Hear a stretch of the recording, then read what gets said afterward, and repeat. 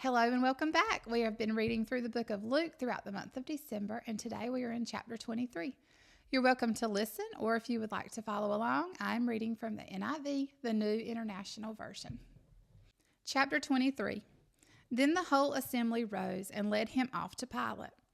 And then they began to accuse him, saying, "We have found this man subverting our nation. He opposes payment of taxes to Caesar and claims to be Messiah, a king." So Pilate asked Jesus, "Are you the king of the Jews?" "You have said so," Jesus replied. Then Pilate announced to the chief priests and the crowd, "I find no basis for a charge against this man." But they insisted, "He stirs up the people all over Judea by his teaching. He started in Galilee and has come all the way here." On hearing this, Pilate asked if the man was a Galilean. When he learned that Jesus was under Herod's jurisdiction, he sent him to Herod, who was also in Jerusalem at that time. When Herod saw Jesus, he was greatly pleased, because for a long time he had been wanting to see him. From what he had heard about him, he hoped to see him perform a sign of some sort. He plied him with many questions, but Jesus gave him no answer. The chief priests and the teachers of the law were standing there, vehemently accusing him. Then Herod and his soldiers ridiculed and mocked him. Dressing him in an elegant robe, they sent him back to Pilate. That day Herod and Pilate became friends. Before this, they had been enemies. Pilate called together the chief priests, the rulers of the people, and said to them, "You brought me this man as one who was inciting the people to rebellion. I have examined him in your presence and have found no basis for your charges against him. Neither has Herod, for he sent him back to us. As you can see, he has done nothing to deserve death. Therefore, I will punish him and then release him." But the whole crowd shouted, "Away with this man! Release Barabbas to us." Barabbas had been thrown into prison for an insurrection in the city and for murder. Wanting to release Jesus, Pilate appealed to them again, but they kept shouting, "Crucify him! Crucify him!" For the third time he spoke to them. "Why? What crime has this man committed? I have found in him no grounds for the death penalty. Therefore, I will have him punished and then release him." But the loud shouts were insistently demanded that he be crucified, and their shouts prevailed. So Pilate decided to grant their demand. He released the man who had been thrown into prison for insurrection and murder, the one they asked for, and surrendered Jesus to their will. The crucifixion of Jesus. As the soldiers led him away, they seized Simon from Cyrene, who was on his way in from the country, and put the cross on him and made him carry it behind Jesus.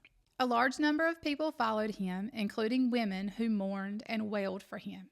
Jesus turned and said to them, "Daughters of Jerusalem, do not weep for me. Weep for yourselves and for your children.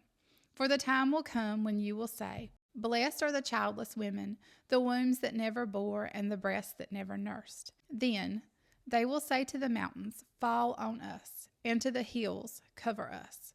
For if people do these things when the tree is green, what will happen when it is dry?"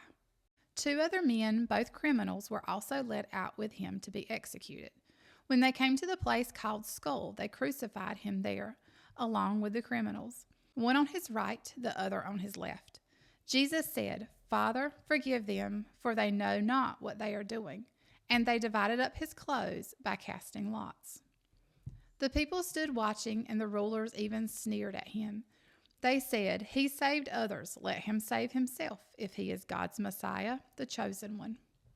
The soldiers also came up and mocked him. They offered him wine vinegar and said, "If you are the king of the Jews, save yourself." There was a written notice above him which read, "This is the King of the Jews." One of the criminals who hung there hurled insults at him. "Aren't you the Messiah? Save yourself and us." But the other criminal rebuked him. "Don't you fear God," he said, "since you are under the same sentence? We are punished justly, for we are getting what our deeds deserve, but this man has done nothing wrong." Then he said, "Jesus, remember me when you come into your kingdom."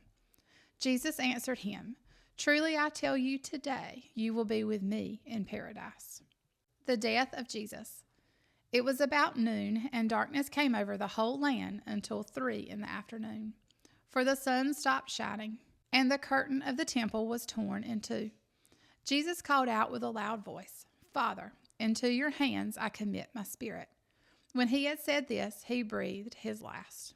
The centurion, seeing what had happened, praised God and said, "Surely this was a righteous man." When all the people who had gathered to witness this sight saw what took place, they beat their breasts and went away. But all those who knew him, including the women who had followed him from Galilee, stood at a distance watching these things.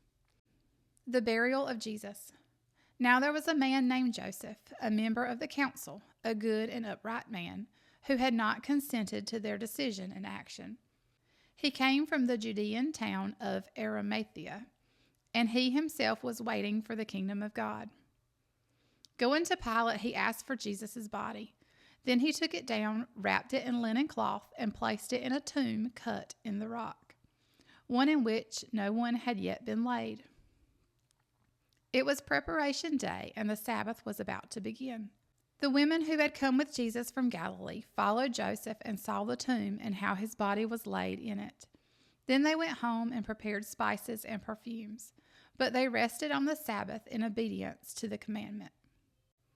That was chapter 23. Come back and join me tomorrow for chapter 24, the final chapter of Luke.